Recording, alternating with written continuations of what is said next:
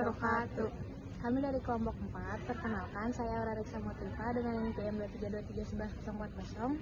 Perkenalkan, nama saya Davina Rizka Juli dengan NPM 2323111007. Dan selanjutnya, perkenalkan saya Keisha Bilkis Alhena dengan NPM 2323111056.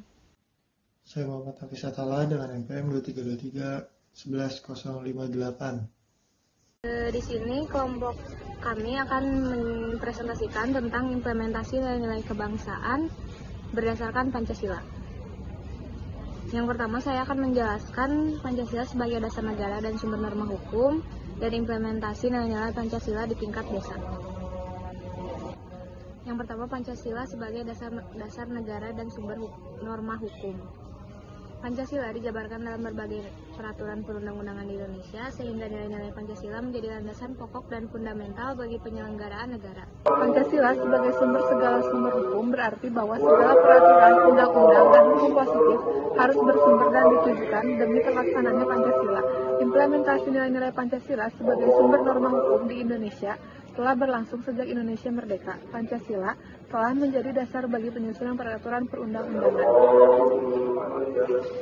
Kemudian ada kedudukan Pancasila dalam tata urutan norma. Pancasila berada di puncak tata urutan norma di atas Undang-Undang Dasar Negara, ketetapan MPR, Undang-Undang, peraturan pemerintah, dan peraturan daerah. Kedudukan ini menunjukkan bahwa Pancasila harus dijadikan sebagai acuan dalam penyusunan peraturan perundang-undangan. Kedudukan Pancasila dalam tata urutan norma. Pancasila berada di puncak tata urutan norma di atas Undang-Undang Dasar Negara, ketetapan MPR, Undang-Undang, peraturan pemerintah, dan peraturan daerah. Kedudukan ini menunjukkan bahwa Pancasila harus dijadikan sebagai acuan dalam penyusunan peraturan perundang-undangan. Yang ketiga ada implementasi nilai-nilai Pancasila di tingkat desa.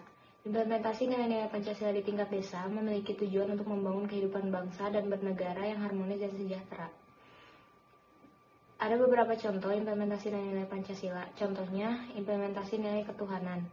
Implementasi nilai ketuhanan tercermin dalam berbagai kegiatan di desa, seperti upacara adat dan perayaan agama. Misalnya, desa benar melakukan upacara untuk memberikan persembahan dan menerima berkat kepada Merapu yang menunjukkan penghormatan terhadap Tuhan. Pengembangan kesadaran nilai-nilai Pancasila. Yang pertama, pengembangan kesadaran nilai-nilai Pancasila di kalangan generasi muda sangat penting untuk memastikan bahwa prinsip-prinsip Pancasila tetap relevan dan diterapkan dalam kehidupan sehari-hari.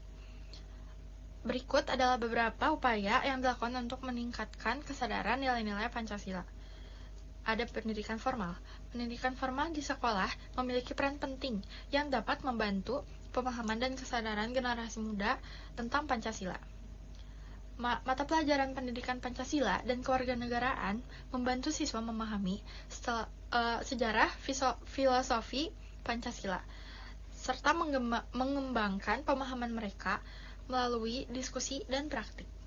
Yang kedua, ada pelatihan dan program kepemudaan.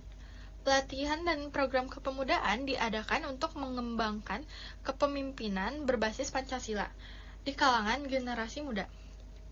Dalam kegiatan ini, mereka diberikan pemahaman yang lebih mendalam tentang Pancasila, serta keterampilan dan kompetensi yang diperlukan untuk menerapkannya dalam kehidupan sehari-hari. Integrasikan nilai Pancasila dalam pendidikan. Mengintegrasikan nilai Pancasila dalam pendidikan sangat penting untuk meningkatkan kesadaran dan penerapan nilai-nilai Pancasila di kalangan generasi muda. Berikut upaya yang dapat dilakukan untuk mengintegrasikan nilai-nilai Pancasila dalam pendidikan, yaitu pendidikan formal. Pendidikan formal di sekolah memiliki peran penting dalam membantu siswa memahami dan mengintegrasikan nilai-nilai Pancasila. Mata pelajaran pendidikan Pancasila dan kewarganegaraan membantu siswa memahami sejarah dan filosofi Pancasila, serta mengembangkan pemahaman mereka melalui diskusi dan praktik. Yang terakhir, ada transformasi dimensi mitos, logos, dan etos keagamaan. Dimensi mitos yaitu radikalisasi Pancasila yang diarahkan untuk meneguhkan kembali Pancasila sebagai ideologi negara. Yang kedua ada dimensi logos. Radikalisasi Pancasila yang diarahkan untuk mengembangkan Pancasila dari ideologi menjadi ilmu. Yang ketiga ada dimensi etos. Dimensi etos adalah radikalisasi Pancasila yang diarahkan untuk menumbuhkan suatu bangsa yang tidak hanya memerlukan transformasi institusional, tetapi juga menumbuhkan transformasi spiritual yang mengarahkan warga bangsa pada kehidupan etis penuh welas asih.